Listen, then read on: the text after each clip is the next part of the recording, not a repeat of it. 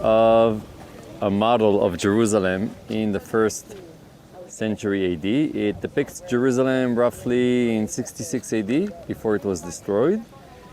And everything is oriented the way things are in reality, which means that the sun is going to set in the west, which is over there, east is over there. So these guys are standing on what would be the Mount of Olives. We are north of the city, and the south is over there in front of us. So we're standing on the north, looking towards south, and we see a gate in the wall of the city from which a road went all the way up north to Damascus. How should we call the gate? Damascus Gate. Damascus Gate, very good. This will be the gate that Saul is going to go and persecute the believers in Damascus, and he's going to have a radical encounter with the Lord and come back as Paul. And we can see wall number 3 that is close to us. If you remember, they did not exist in the time of Christ. We only had wall number 2, which you can see over there. And now, this is a good angle to kind of talk a little bit about what we started talking today at the Antonia Fortress. You see the 3 towers over there? Yes. Okay, they are next to Herod's palace, and we're going to get closer and look at that soon. But they are dedicated to one tower to his brother, another tower to his friend, and another tower to his wife. So they're called Hippicus, Fatsael, and Britney Spears. Okay, Miriam. From the 3 tower area, wall number 3 comes out in our direction. It's the wall that's on the right side. But wall number 2, that did exist in the time of Christ, comes out in our direction, but it's the one on the left side. It's the inner wall. Do you see it? Mm-hmm. So follow wall number 2, and then on the right side of it, there's a rocky area. Do you see it? Yes. That's the interpretation of the Catholic Church to where Golgotha is, and that's where the Church of the Holy Sepulchre is that we visited today, outside of wall number 2. Continue following wall number 2, and now that you get to the north part over here, there's another rocky area. Do you see it? We actually drove by it today with the bus when I pointed it out to you on the left side, and then told you it continues on the right side. That is the Protestant identification of Golgotha, and that's where the Garden Tomb, which we'll visit, Lord willing, tomorrow, is. You can see the Antonia Fortress. It's that big structure with the 4 towers, and on the left side, the 2 red roof structures are the pools of Bethesda that we also saw today. Any questions so far? The Church of the Holy Sepulchre, that doesn't seem as much on a hill. Well, the church, yeah. Today you mentioned that it's going to be on a hill. It may not be right because they crucified people along the road. So the Golgotha, where the crucifixion took place, was elevated. So there is kind of a elevation. Yeah, over here. But still, even in the Church of the Holy Sepulchre, you can see around it there's building and topography. We did go up after that.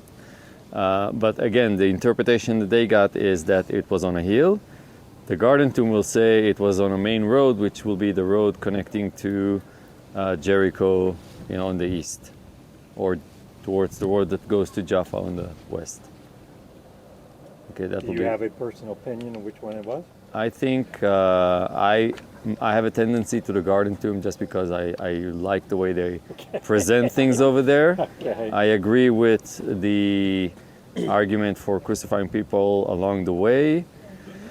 I think it's Leviticus 1:11 that talks about the sin offering has to be made north of the altar. So the Garden Tomb is more north of the altar, whereas the Church of the Holy Sepulchre is west of the altar. It's the Garden Tomb.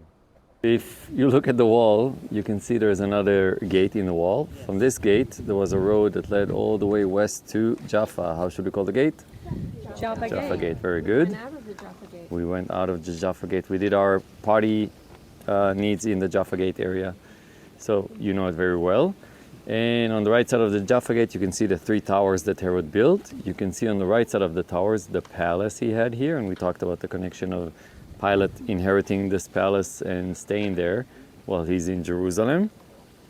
And again, just to point out wall number 1 comes out from the southeast corner of the temple platform. It goes right towards south and then comes towards our direction, towards west, and then goes left towards north, reaches the 3 towers, and from the 3 towers it goes straight and bumps into the western wall of the platform that the temple was built on.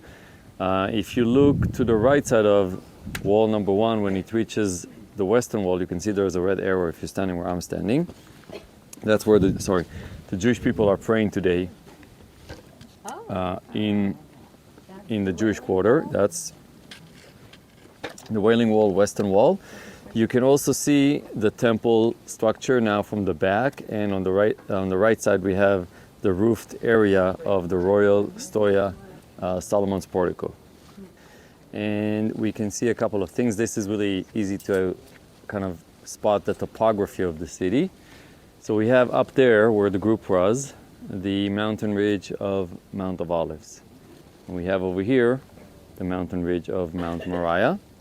And over there on the left side, we have the mountain ridge of Mount Zion.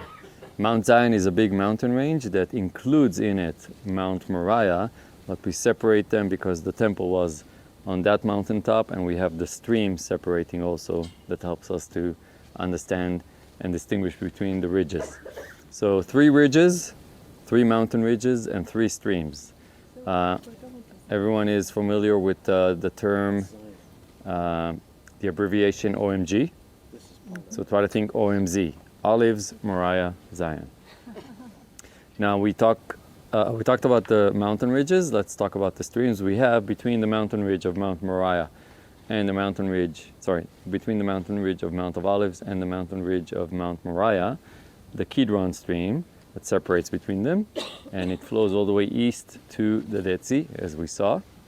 And then we have between the mountain ridge of Mount Moriah, where the temple was built, and of course the place that Abraham brought Isaac to be sacrificed, David bought the threshing floor of Araunah the Jebusite, and where Solomon will build the first temple. So between this mountain ridge and the mountain ridge of Mount Zion, we have the Tyropian stream that separates between them. We walk today from the area of the pools of Bethesda up the mountain ridge of Mount Moriah to where the Antonia fortress is, and then we went down to the Tyropian valley to where station number 3 is. We went down with the valley a little bit and then started climbing up Mount Zion mountain ridge with station number 5. You felt the topography with your legs today, and we exited at the Jaffa Gate. Okay, so we have the Tyropian stream that connects to the Kidron stream and flows with it all the way to the Dead Sea. Tyropian means cheesemakers. And on the west side we have the Hinnom stream that bordered the city from the west, curved, bordered the city from the south, and connected also to the Kidron stream and flowed with it all the way to the Dead Sea. Is there anyone here who's into motorbikes apart from me? I'm the only one? Okay. There's a motorbike company called KTM. Try to think KTH. Kidron, Tyropian, Hinnom. Okay, so that's the stream. OMZ, KTH. That's about the streams. Now in the meeting point of the 3 streams, we have this Hebrew letter that is being formed. And Brent will correct me if I'm wrong, but this means Shin in Hebrew. Correct. Thank you. And it's one of God's names, El Shaddai. And that's why you can see it on some of the doorposts. In some places, they put the letter over there because of his name. And some people connect this to the verse, I think it's in the book of Kings, where God says, I'm going to put my name on this city. So that's their interpretation to that. Here at the bottom part, you can see there is a small pool. That is the pool of Siloam, which Jesus is sending the blind man to wash his face, and he receives his eyesight back.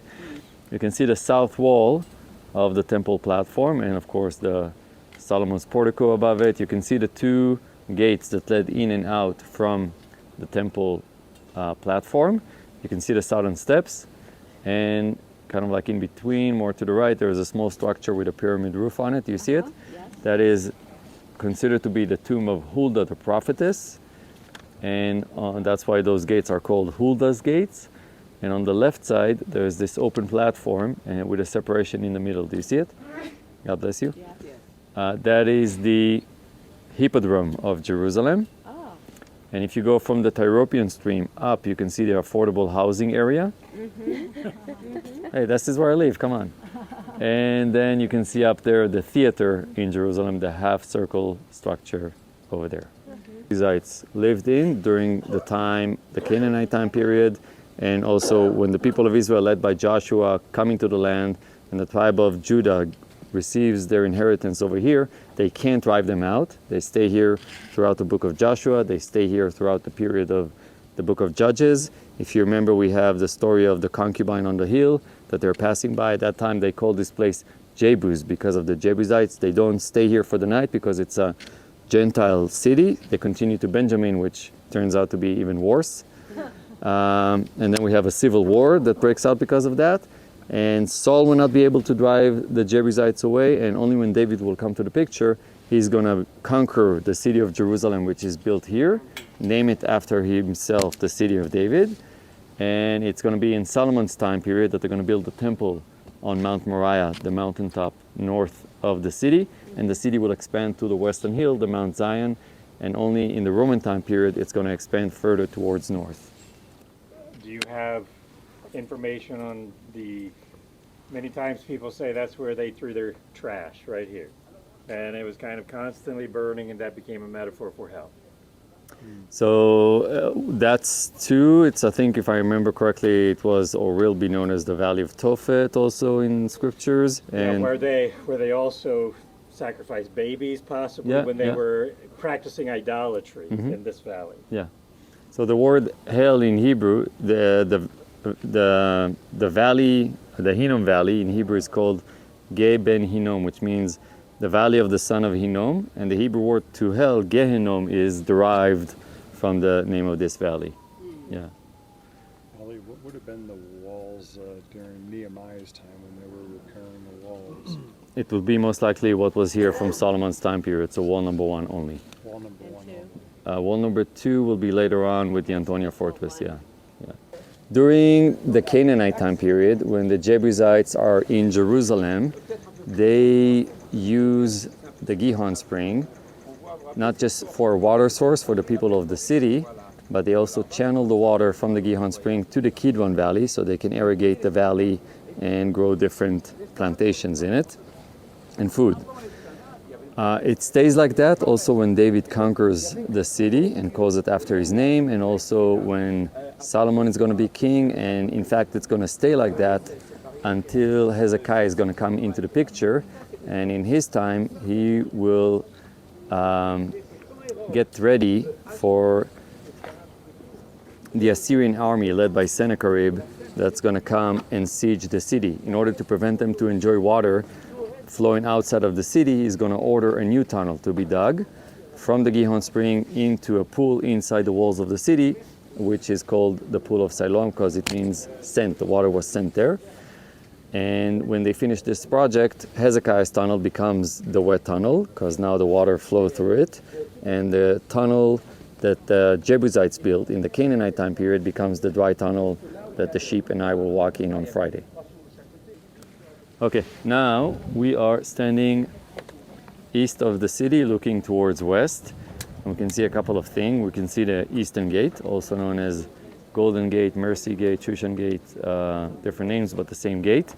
We can see that it's pretty much on the same line with the Holy of Holies. We remember that because we're going to talk about that when we'll be on the Mount of Olives and in other situations. If you're standing where I'm standing, you can see one of the entrances of the 2 Hulda gates that lead to this platform. You can see how the Antonia fortress had access to a balcony above the platform over here, so the Roman soldiers could look down and see what was going on. It's kind of hard to see, but again, if you come to where I am standing, there's a small rail over there on the right side of the court of the temple. Do you see it?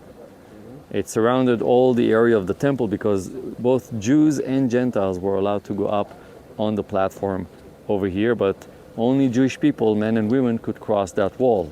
There was an inscription on the wall, I think in Latin and Greek, that said that only Jews are allowed to cross that wall, and if you as a Gentile try to cross it to get close to the temple guard would kill you.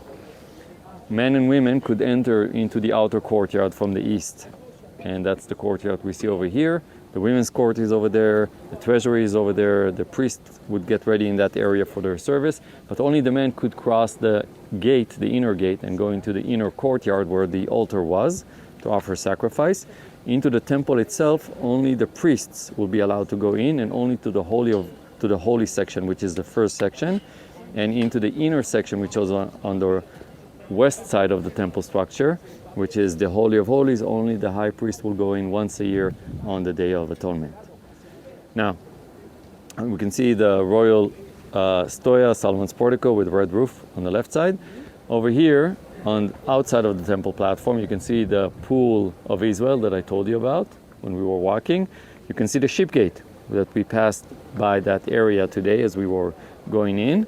And on the right side, you can see the pools of Bethesda, the north and the southern pool. And you can see the Antonia Fortress in front of you. Since Egypt, we've been talking about gods and mountains, representative of the Garden of Eden. And in the Garden of Eden, you remember that we talked about the Garden of Eden may have been on a mountaintop or at least an elevated place because the waters flow out. The waters flow out, watering the land. So the way the waters flow out is because it's elevated. The imagery here, even of this particular mountaintop, is where you have Mount Moriah, and it's elevated. It's not the tallest peak in the entire land here, but it's elevated. You have God dwelling on it in the temple. In Herod's temple, we have no indication that his glory returned until Jesus Christ walked into the temple, and that is the glory of God. But the imagery is that God would dwell at least a portion of his glory in the temple, and at least that was the case in Solomon's temple, and on a mountaintop, and you have the Gihon Springs flowing out. So a river, a stream flowing out to water the land as well. So that same Garden of Eden imagery is still here, representing the fact that God wanted to be dwelling in his people, and his people to be a light among the nations, representing him. Israel was a kingdom with priests, and trying to live out the law of God to be a witness to the world. The Ezekiel temple also has that same kind of imagery with we don't know exactly when the Ezekiel temple, exactly what it represents in all cases. We're still figuring some of that out. But the Ezekiel temple also has the restored temple of God and restored river flowing out of the base of the mountain under the Holy of Holies. And we talked about that recently also in regard to how it flowed down out into the Dead Sea, making the Dead Sea living again and replenishing the water and watering the land as well. All of that is imagery of what God's people are supposed to be doing, providing living water through Jesus Christ to the weary and thirsty world around us.